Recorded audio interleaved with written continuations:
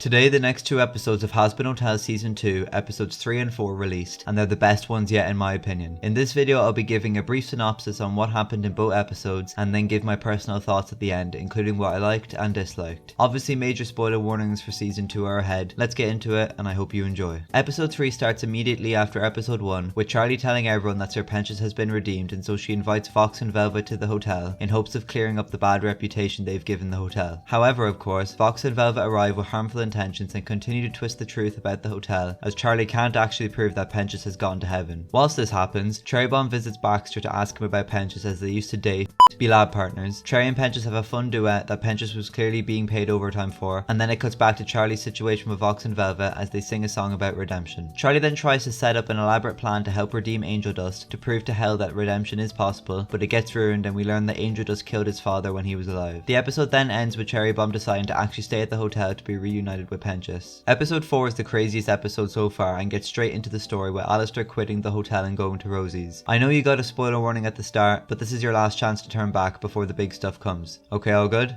Great. So yeah, we get the massive drop that it's Rosie who owns Alistair's soul, and they sing a song together about how Alistair needs to fix his staff and situation on his own. We also get to see how Alistair died when he was on Earth, and how he made his deal with Rosie to become an overlord. During this, Charlie and Nifty go on 666 News to try and clear the hotel's name yet again because of the last episode situation, but obviously it goes wrong and we get a Nifty song which had some Japanese and anime themes in it. I also noticed this scene was awfully similar to the pilot news scene, which I'll be mentioning in my Easter eggs video. Alistair fights the V's and gets his ass handed to him, even with Husk and Nifty helping him, so he's forced to make a deal and become Vox's prisoner as long as Charlie isn't harmed, and Nifty and Husk can be let go too. It cuts to Vox and a captured Alistair talking in Vox's office, and we get a flashback scene to when the two of them used to be friends. Old Vox asks Alistair to be partners, but Alistair calls him weak, and we can assume this is when their friendship ended. We cut back to the office and get a reprise of Rosie's song, which is my personal favourite from these new episodes. This is also where the episode ends. With the synopsis covered, let's get into what I thought of these episodes. I know I said this for the first two episodes, but these are by far the best ones yet. Season 2 is setting an amazing trend where the episodes just getting better and better. Episode 4 especially, in my mind at least, is the best episode out of both seasons. These two new episodes are both perfectly balanced in terms of story, action, pacing, and as always the animation is fluid and gorgeous to watch. Episode 4 is the longest episode yet, and it really makes the most of it. It fits in a ton of lore whilst also letting the actual story play out as usual. Episode 3 is also longer on average, and yet again we get a ton of lore, like a bit of Angel Dust's backstory, which I really hope we get to see more of in the future. The humour was great in both episodes, and certain scenes had me dying. Vox's facial expressions in episode 3 were especially such a funny detail, and him and Velvet were a great duo. Seeing more of Angel Dust and Pentious' story was great, and I can't wait to see more. Episode 4's battle scene was fantastic, and it was awesome seeing some of Husk's magician style powers. As I've said already, episode 4 also has a ton of lore. After it being teased for years, we finally learn about Alistair's past and how exactly he rose to power so fast in Hell. I also loved about learning some of his past with Vox. Honestly, that entire scene actually made me feel really bad for Vox, because it was clear he cared for Alistair, and yet Alistair still calls him weak and laughs in his face when Vox asked to be partners. I don't know if this is delusion, but I feel as though there's more to this flashback than what Vox's point of view revealed. As for the songs, they were all great, but I do feel like some are very, I don't know how to word it, sudden, filler. Sam half predicted that the Cherry Snake duet would be #1 with the fans, and I personally disagree with this. I guess I can see it being up there with some of the other popular songs, but in my opinion just didn't hit the mark. Something I will say about the song, however, is that the animation was stunning, and the ending shot with Cherry specifically stuck with me. Speedrun to Redemption wasn't that great, but it was fun and served its story purpose. Don't You Forget was great and is really catchy. Rosie's singing voice is fantastic, and it was nice seeing Alistair getting humbled. Clean It Up was again super catchy, and I thought the anime parts were really creative, but the song itself really came out of nowhere and was over just as fast as it came. My favourite one out of the bunch though is Don't You Forget Reprise. It's a masterpiece between Alistair and Vox, and it perfectly highlights their dynamic. Also Pagor. There's literally only one issue I have to say about these episodes, but it's really about the show in general, and it's something my friend ALMAO pointed out in his review video, and that's that Charlie's character and personality is genuinely starting to do my head in. I know that's a little harsh, but I just feel like she hasn't changed whatsoever since season 1, and this season she has made some really dumb decisions which she should have grown out of by now. This might seem like a random point, but I used to get really annoyed when I saw headcanons like Charlie doesn't know where babies come from, because although she's innocent, she's not a child. But the way the show has been portraying her recently, I actually don't blame those people anymore. The show is actually treating her like a naive child. So that's everything I have to say about these two episodes. They're a great addition to the series, and I'm really excited to see more. What do you think? Make sure to let me know down below, follow my other socials, and subscribe by notifications, as I'll be keeping you guys up to date with everything Hazbin Hotel. Thanks for watching.